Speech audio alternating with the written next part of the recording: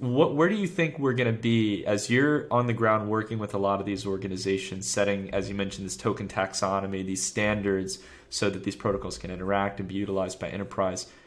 Where do you think we stand? Like, what are some big kind of calls you would feel comfortable making now for the timeline of the future, and what crypto and blockchain will look like?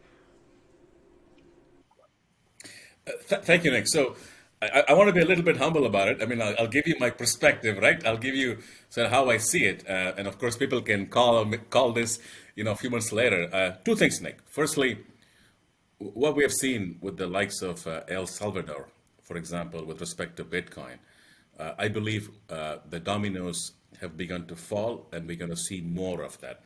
That's going to be a very clear inflection point. Either way, as the dominoes fall, or the response that the existing infrastructure provides as the dominoes fall, number one. Number two, I would like to think of tokens of digital assets.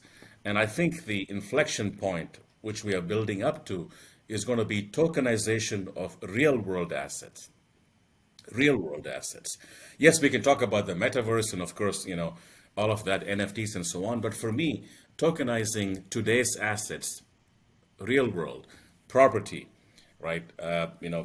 Houses, apartments, condominiums, commodities, pork bellies, right? Oil, right? This is going to be for me the inflection point, and this is why, for instance, the work we are doing with the GBBC, with the Interwork Alliance and the standards, because this is going to be a highly interoperable ecosystem. Like that digitization of real world assets for me is the second inflection point that I'm watching, which I believe will break through sometime in the medium term.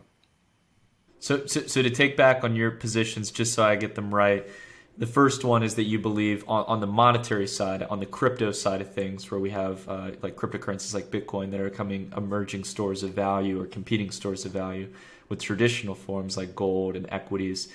You see that what we're seeing in El Salvador is going to grow even larger. We're going to see more or countries, effectively, if you will, join the domino effect of starting to realize Bitcoin is legal tender, start to scare the IMF even more than it already is.